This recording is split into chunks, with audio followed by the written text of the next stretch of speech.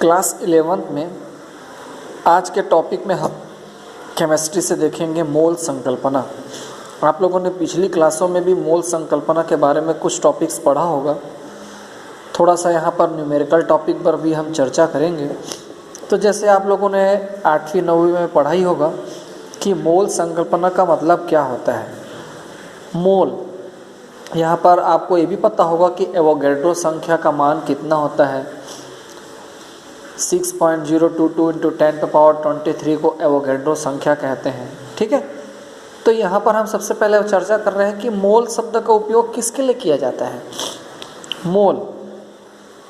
मोल यहाँ पर अगर हम देख सकते हैं तो 1 मोल बराबर 6.0222 × 10⁻23 कणों का समूह। तो वो कण कौन से होंगे? कण होते हैं अणु, परमाणु या फिर आयन। तीनों में से किसी भी प्रकार का कण अगर आपके पास है तो उनकी संख्याओं को सुविधापूर्वक गिनने के लिए जिस इकाई का हम उपयोग करते हैं उसे मोल कहते हैं।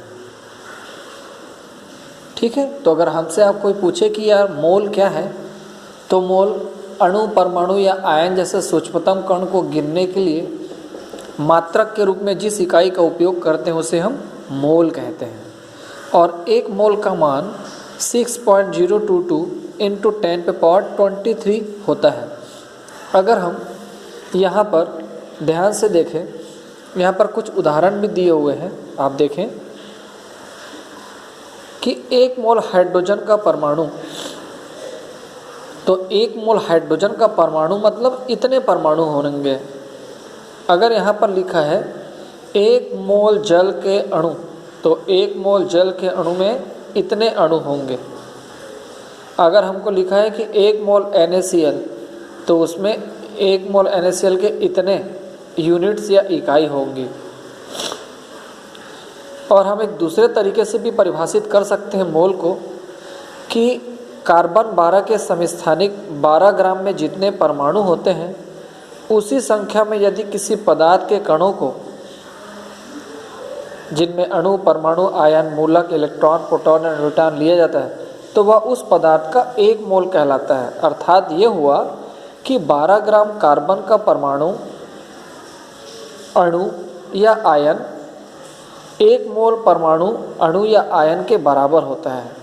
तो इस प्रकार से हम मोल को 2 तरीके से डिफाइन कर सकते हैं, 12 ग्राम कार्बन परमाणु के आधार पर या मोल को किसी सूक्ष्मतम कणों की संख्या को गिनने के लिए।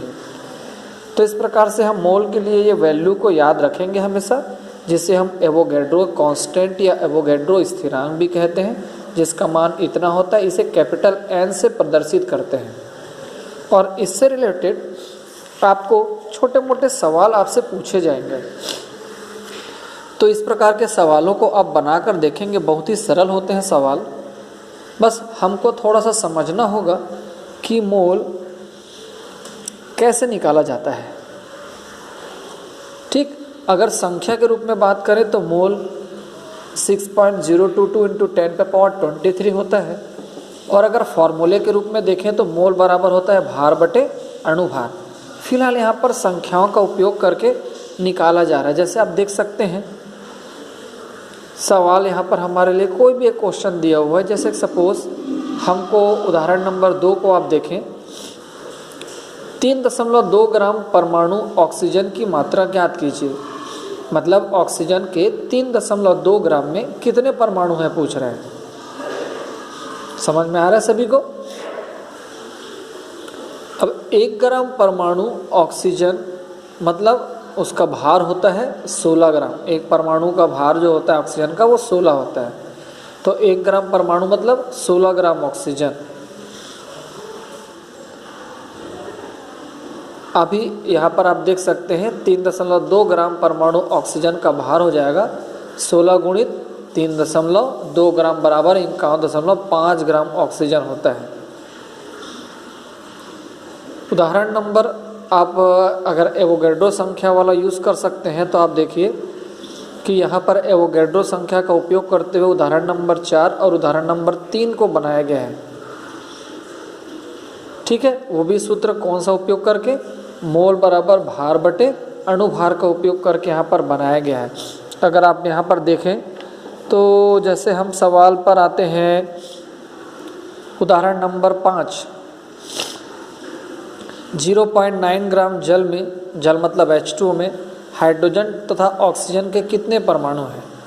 प्रश्न में दिया हुआ है 1 ग्राम अणु जो जल होता है उसमें 6.022 इंटू 10⁻23 अणु होता है जल का, और उस अणु का जो द्रव्यमान होता है वो 18 ग्राम होता है। तो 1 ग्राम में जल में 18 ग्राम द्रव्यमान होता है H2O का। तो 0.9 ग्राम जल में प्रश्न के अनुसार 6.022 इंटू 10⁻23 इंटू 0.9/18 अणु होंगे किसके, जल के। और इस प्रकार हम इसको सॉल्व करेंगे तो आंसर आ जाएगा 0.9 ग्राम जल में 3.011 इंटू 10⁻22 अणु H2O के होते हैं। तो इस प्रकार से जैसे हम लोगों ने जल के अणुओं की संख्या निकाली है, जल के अणु में आप देख सकते हैं कि हाइड्रोजन का 2 परमाणु होता है। तो इस निकाले गए अणु की संख्या में अगर हम हाइड्रोजन के परमाणु की संख्या निकालना चाहते हैं तो 2 का गुणा कर देंगे, देख सकते हैं यहाँ पर, तो हम हाइड्रोजन परमाणु की संख्या निकाल सकते हैं। और अगर सूत्र में देखें तो ऑक्सीजन की 1 है, तो इस पूरे में अगर हम 1 का गुणा कर दें तो ऑक्सीजन परमाणु की संख्या निकल जाती है। तो इस प्रकार से हम मोल के द्वारा अणु और परमाणु या आयनों की संख्याओं को क्या किया जा सकता है, निकाला जा सकता है। करेक्ट। तो आप भी इसको बनाकर देखें और यहाँ से आप सीखने की कोशिश करेंगे। नेक्स्ट टॉपिक पे हम आते हैं। ये यहाँ से आपको परिभाषा से ज़्यादा इसके न्यूमेरिकल पूछे जाएंगे, बट फिलहाल अभी डेफिनेशन पर ध्यान दे रहे हैं। टॉपिक है मूलानुपाती सूत्र एवं अणुसूत्र।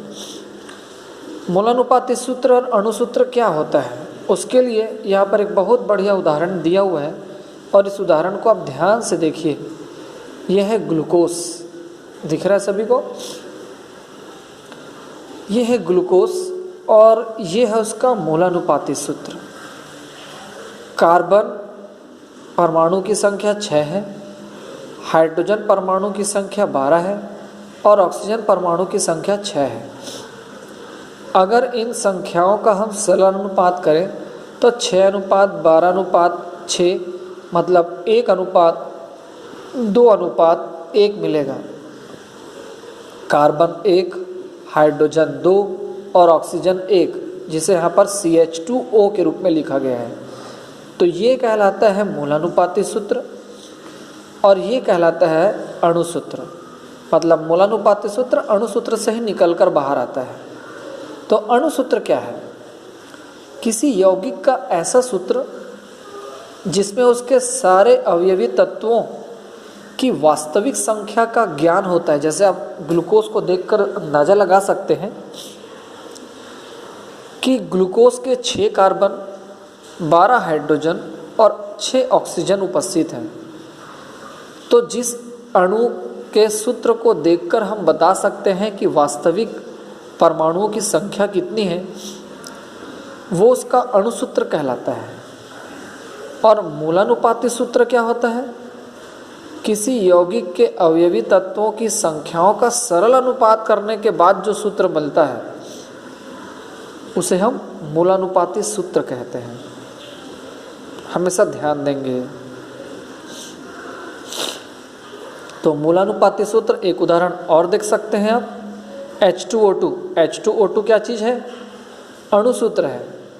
अगर हम इस H2O2 का मूलानुपाती सूत्र निकालना चाहें तो उसका मूलानुपाती सूत्र क्या निकलेगा? सिर्फ HO, क्योंकि 2:2 है, 2:1:2, 2:1:2, 1:1 हो जाएगा।